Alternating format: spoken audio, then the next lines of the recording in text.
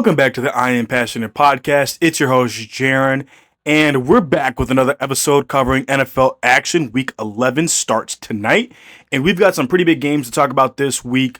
A lot of games where, division leaders can be decided. Maybe a new division leader will emerge. I don't know, but I am just as excited as you all are about this week's NFL action.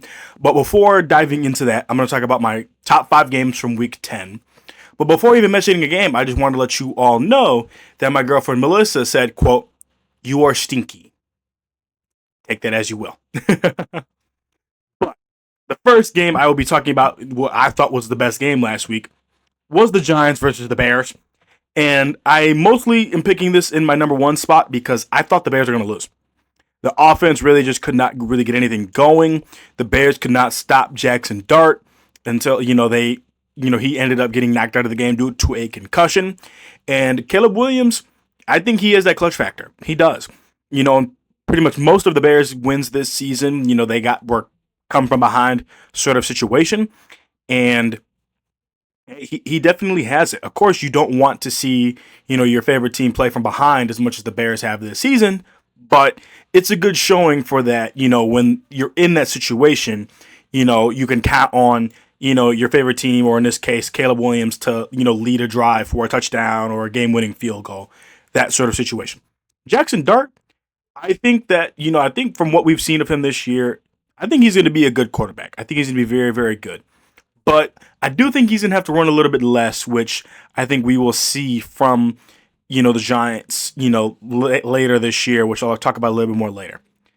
My second best game of the week, which this one is a little bit biased, I'm going to say the Ravens versus the Vikings. A month ago, I thought this was a game that the Ravens were going to lose. But hey, they forced multiple turnovers on the Vikings. I believe they got 2 interceptions and they got 1 on special teams. Lamar looked really, really good. The defense was balling. And, the storyline from this game being Justin Jefferson. His first, I want to say, 4 or 5 seasons. Basically, he had been averaging 95 yards per game, which I believe is still an NFL record as of right now. But based off of this season, that might change because he's only averaging about 76 yards per game, I believe. And so, yeah, Justin Jefferson, he has not had the season that, he himself has probably been expecting, and, others, which I kind of had a feeling this was coming because I thought if they had kept Sam Darnold, I thought he was going to be in for an insane season. But, yeah, I don't think, I did not, I knew not to draft him in fantasy despite his name value because I'm like, he's not going to have as big of a season unless JJ McCarthy just, was balling from day one, which he has not been. So the third game of the week, I'm going to say, is the Texans versus the Jags. I did not think Davis Mills was going to play well in this game, and he played well. He threw for about 300 yards. He threw for 2 touchdowns. I believe he only had 1 interception.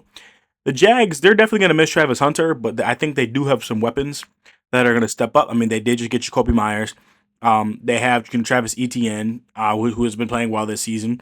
They have, I believe, Parker Washington, who I picked up in fantasy because, he was, on a free agent in some of the leagues. I did not, if anything, I knew the game was going to be close, like I've been saying all year, but I did not think the Texans were going to have a game-winning drive to win this football game.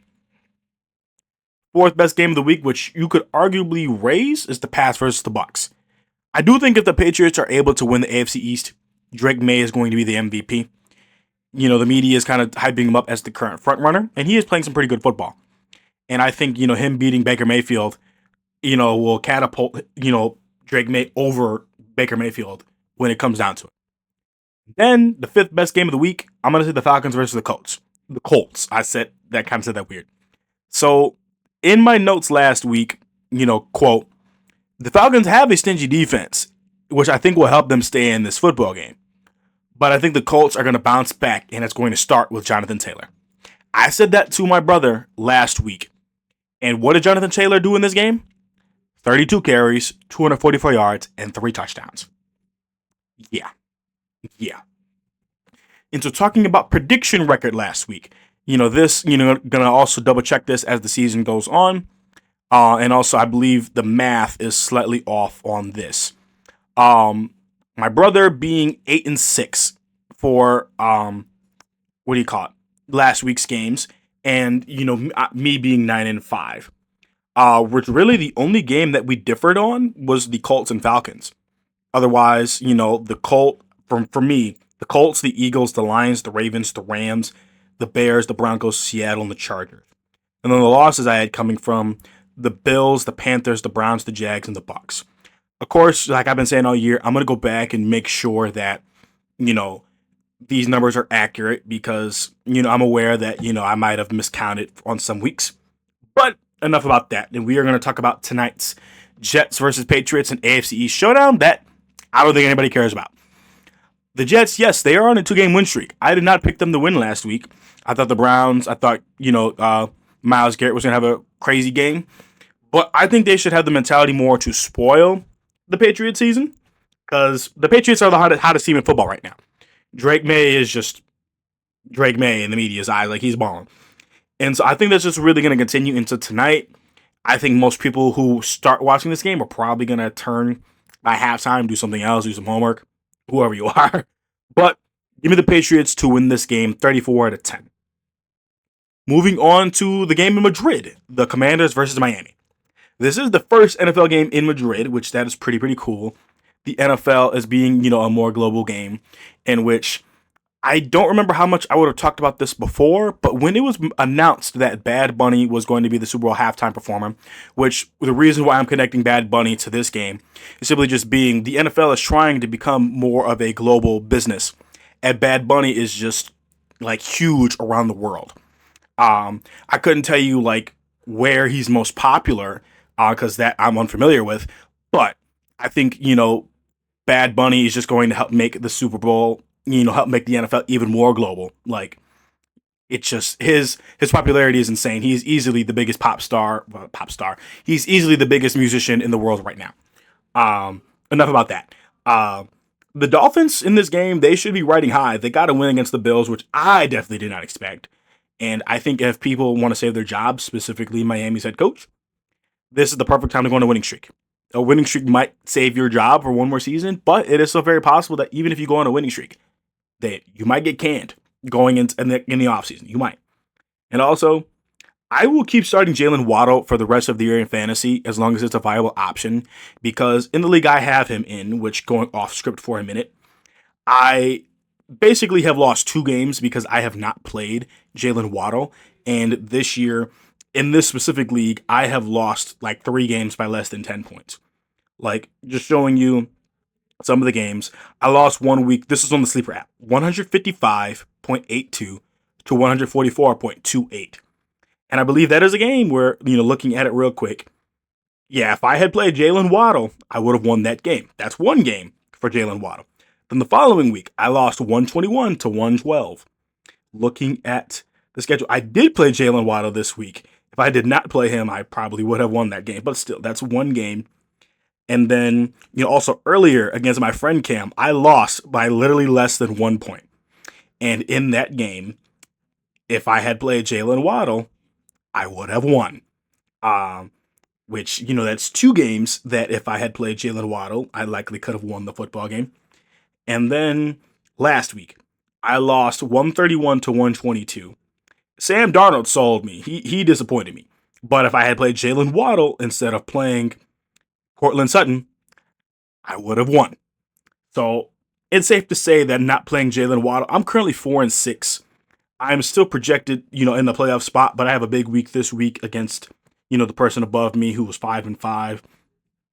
But I think I've got a favorable matchup on my side. But enough about that. The Commanders last week, they pretty much looked like I expected them to against the Lions. But this is a much easier test. Marcus Mariota, I believe he shouldn't really be. He should be in a position to succeed more in this game than compared to when they played the Lions last week. And I think for the Commanders, I think for the rest of this season, they should try to rely on the ground game. I did not like them getting rid of Brian Robinson Jr., sending him to the 49ers, because I thought their ground game was much more deadly with him involved. But also, Austin Eckler did get hurt earlier this season, so that certainly did not help their case. But for this game, I'm going to go with Miami to win 24-17. I think this is going to be a good football game. I think we're going to see a lot.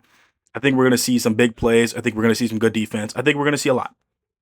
And so moving on to the Packers versus the Giants. The Packers offense this season has looked disappointing. I would say their offense is the reason why they're 5-3-1. Because I feel like their offense, they lost to the Browns because their offense just could not really put up a lot of points. They lost to the Panthers because in the red zone they did not really play all that well. They also did not put up a lot of points. Against the Eagles, offense really cannot do anything. You can argue for at least the Browns and the Panthers game, the offense is why they lost. I mean, I will definitely at least throw that out there for the Eagles, but I'm going to put a little bit more respect on the Eagles because the Eagles are the Eagles. So the Giants, I do not think they should have fired Brian Daboll. I think if you would have fired him, I think it should have been before the NFL draft. It should have been basically back in March where he should have been fired. The reason why I say that is Brian Daboll basically handpicked Jackson Dart to be the Giants quarterback. And yes, Jackson Dart did not play this season. He started like week 4, and I believe he had like the most quarterback like rushing attempts in the time, where he took over as the starter. And I believe he had like a rushing touchdown in basically almost every game he started in. So I think that at most, if they were going to fire Brian Daboll, like instead of firing him, I think that he should have basically like gave play calling to the actual offensive coordinator. And I understand Brian Daboll, where he came from. He came from Buffalo, helped Josh Allen basically get on the map, which I mean, like he kind of was already on the map, but like help him explode into the scene even more. And so, yeah, I think that should have been the first step. If you were going to fire Brian Daboll, it should have been in the offseason. I do think he is a very good head coach. And I think that he's somebody who probably will get another head coaching gig, come, next NFL season. So enough about that. Jameis Winston is expected to start for the Giants this week. But I think their offense is going to step up a little bit.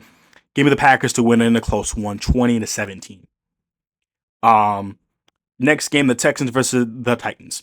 CJ Stroud is ruled out for this game, and Davis Mills will get the start. And like I mentioned earlier, Mills did have a good game against the Jags, and I think he'll play even better against the Titans. For the Titans, really, only thing I have to say is if I was the Titans owner and GM, I would try to hire Brian Daboll. I get it. It might not seem like a job that like many, let's just say, top head coaches would want, but you've got Cam Ward, first overall pick. You've got, I know they made a couple of trades, during the trade deadline, so they got a couple of draft capital, and likely they'll finish this season with a higher draft pick, which you can probably get a weapon for Cam Ward, or you can maybe trade it for a star. I don't know. But the Titans, I don't think they'll be ready to compete for a couple of years, but hey, it's worth a shot to at least offer him a contract and see what he says. I'm going to take the Texans to win this football game 30-10. Moving on to the Panthers versus the Falcons. The Panthers won the first game in this, matchup earlier this year, 30-0, which I believe is still the only shutout this season. But both these teams are weird. I've been talking about it like this all season. And Falcons head coach, I do not think he's a good head coach. I think he's a better defensive coordinator.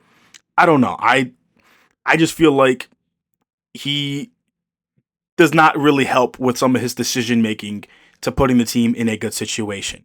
And I think that this team is not consistent enough so that, like, I feel like, this season, they beat the Bills, like, 1 week, and it's like, okay, they're looking really good.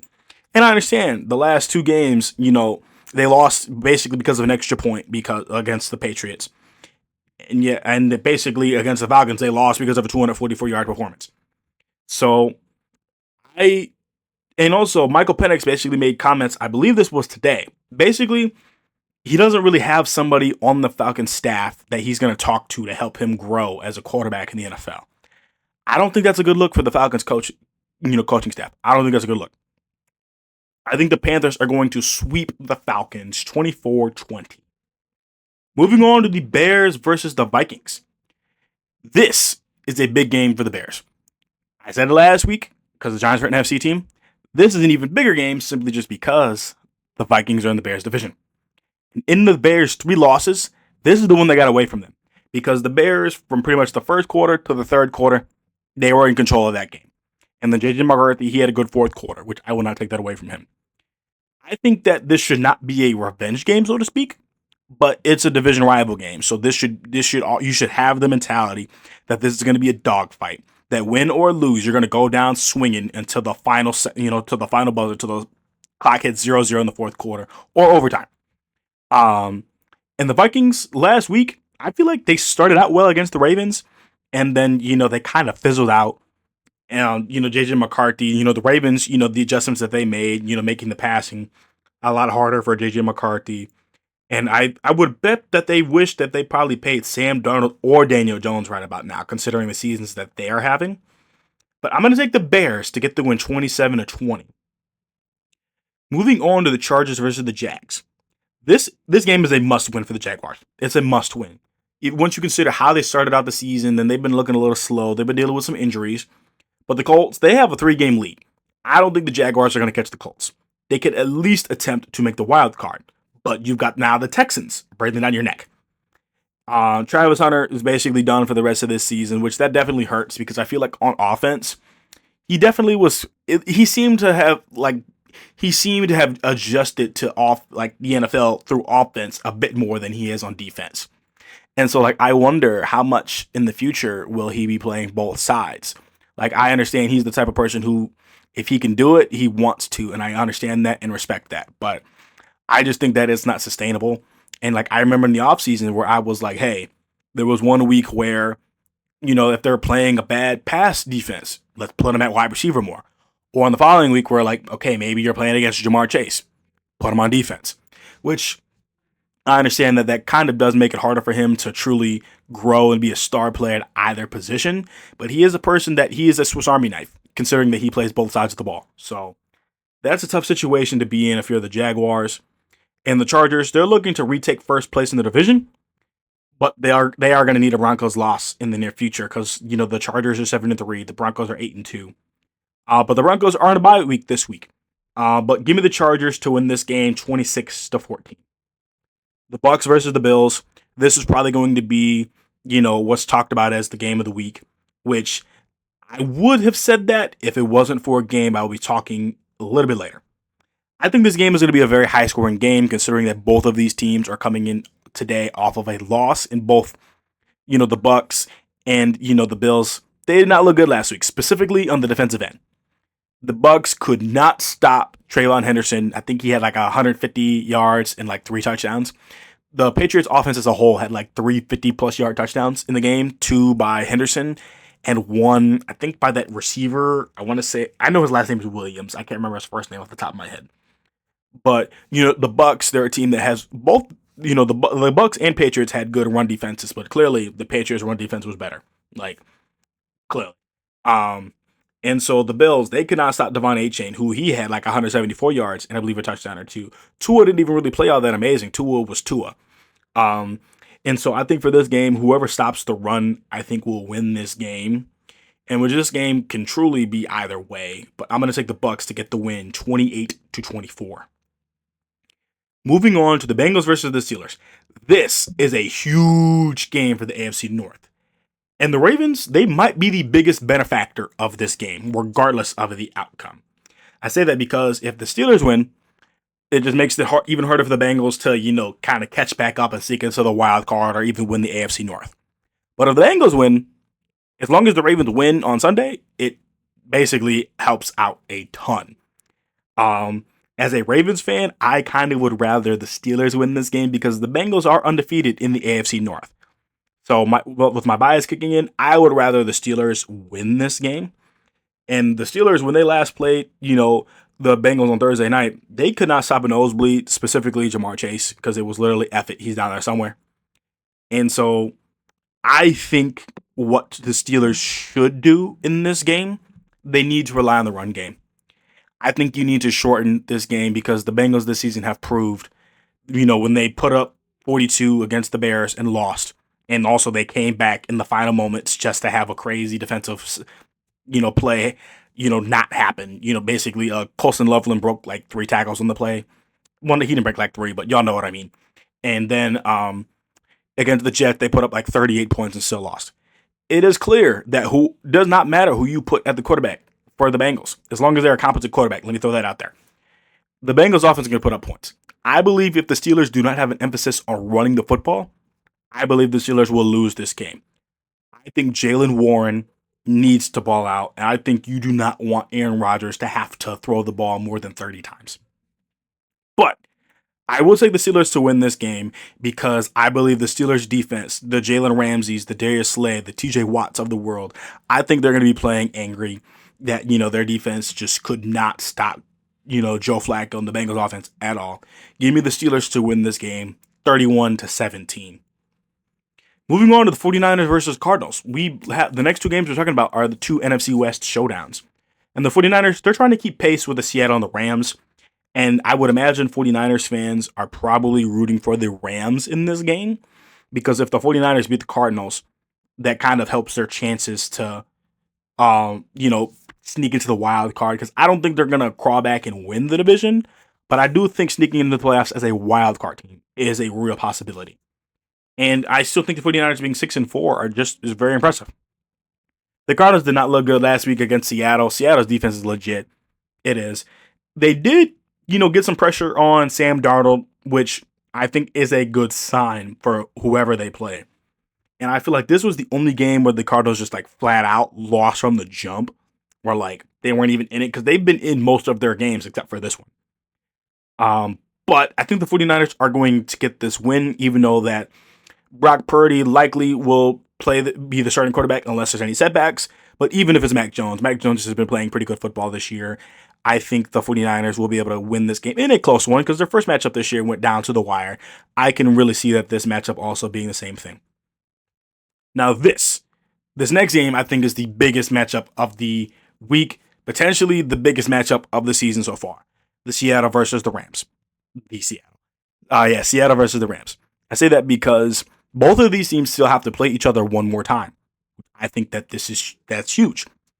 But whoever wins this game will likely control their destiny for the NFC West, which I think that's already huge in such a tightly contested division, between, Seattle and the Rams both being 7-2 and the 49ers being 6-4.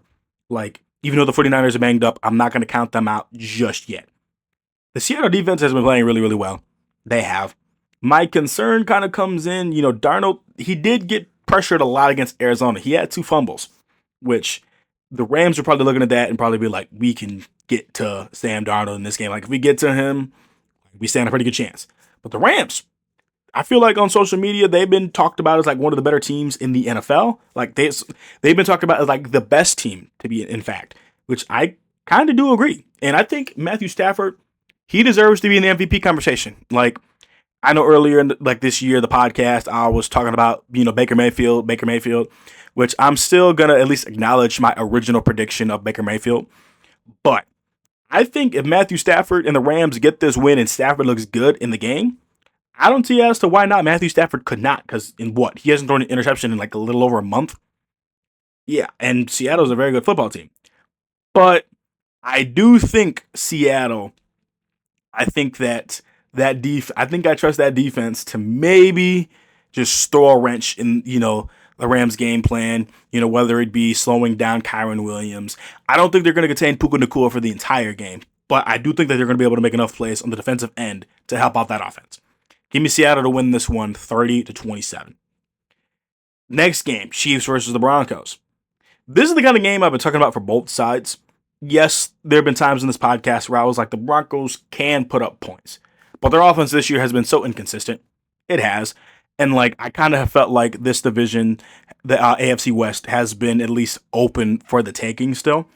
For the Broncos, you need to beat the Chiefs both times. And it can't be a one-score game. Because if this game ends up being a one-score game, I feel like the Chiefs still have some hope left. And the Chiefs, I've been saying this is the kind of game that they need to show that their offense is fully back. Because they did not really, the last time they played was against the Bills, and the Bills made Patrick Mahomes look not like Patrick Mahomes. And so I do think if the Chiefs lose this game, the chances of them making the playoffs are significantly lower considering the lead that the Broncos will have on, in the division. And so I think that it's just going to be really, really, really, really tough for, the Chiefs to come back and take this game. And do I think that the Chiefs can slow down the Broncos' offense? Yes, I do. I really do think that they can make it troublesome. And also, I apologize for earlier when I had mentioned that the Broncos are on a bye week, because they're not. I totally forgot about that. I had misread something that I believe Adam Schefter had posted earlier. I believe it's after this week they have a bye week, because the Broncos had won like 7 straight games, and like they tied a record by like the Packers, and I forgot the other team. So it's after this game they're gonna have a ton of rest. So I apologize for that. But I'm gonna take the Broncos to win this game, 20-17, and I think they're really gonna make the Chiefs' playoff hopes like really, really low. Ravens versus the Browns. This is a big game for the Ravens, not even just because it's an AFC North showdown, but because they've got to play perfect football. In the last few years, the Ravens and Browns have been splitting with each other. 2023, I believe the Ravens won in Cleveland, but then lost in Baltimore. Kyle Hamilton had that like play intercepting Deshaun Watson like first. And then last year, I believe Jameis Winston basically led a game-winning drive after a Kyle Hamilton, what should have been an interception. Then he threw a big touchdown pass to Cedric Tillman to win that football game. Earlier this year, the Ravens took care of business at home. You can't afford to split with the Browns this year. You cannot. You cannot. Mostly what keeps the Browns in this game, in their games, at least we'll just say the last 2 years, will have been basically the Browns defense doing well against Derrick Henry and Myles Garrett, being Myles Garrett. And with how the Ravens have started this game, this season, they need every win that they can possibly get. They really, really do. And I think that this is a game that they need to get to show the NFL that, like, hey, yeah, we're back. And I mean that as more of the Browns have a great defense. Their offense is 50-50, where like they'll maybe rise to the occasion at times, but then other times they don't. The Browns, when they first played the Ravens this year, it was Joe Flacco, and now it's Dylan Gabriel. So I think the Ravens need to punch the Browns in the mouth early, because if this game is close come the fourth quarter, that'll be bad for the Ravens. Give me the Ravens to win this one 31-14. Moving on to Sunday Night Football, the Lions versus the Eagles. This game, I've been looking forward to this matchup for the last couple of seasons, because I thought this would have been a great matchup. And last week, the Eagles and the Packers, they were in a defensive matchup, which, yes, it was boring to a lot of people, even me, to a point, but I do always appreciate good defense. And the Lions, they looked good against the Commanders as expected, and I feel like against the Eagles, Gibbs and Montgomery, they're going to have to play really, really well to open things up for Williams, Amon-Ra, and Laporta. But the Eagles offense, I don't really know what to say. I don't think it's the players. I think the skill set of all the players on the Eagles offense, I think they're good. I think they're legit. And sometimes I don't really think it's the play caller, because like against the Vikings, Jalen Hurts did have a perfect passer rating. He did. So I don't know. I don't know. I really don't. If anything, what I can at least say is the Eagles offense is not as consistent, and that much is evident. We've seen enough Eagles football this year to at least for me to make that conclusion. But the Eagles find ways to win football games. They do. But I'm not sure they're going to find a way to win this one. I'm going to take the Lions to win this game 30-20. I believe Aiden Hutchinson is going to have a great game. Now for the Monday Night Football that nobody cares about. The Cowboys versus the Raiders. My gut is telling me that this might be similar to when the Cowboys played Arizona on Monday Night Football like a week or two ago. And I feel like the Cowboys should win this game, but I don't know. Ashton Genty might ball out. He might get 100 plus yards. He might get a couple of touchdowns. Or at the same time, Geno Smith might throw a couple of interceptions. I don't know. But I will take the Cowboys to win in a shootout against the Raiders, because I think a shootout does benefit the Cowboys a little bit more. And plus, if Quinnen Williams might play in this game, which I imagine he would, it's going to make it a lot harder for, the Raiders all around, whether it be through Geno Smith in the passing attack or Genty in the run game. I think Quinnen Williams' presence will make this much more difficult. But I'm going to take the Cowboys to win 38-33.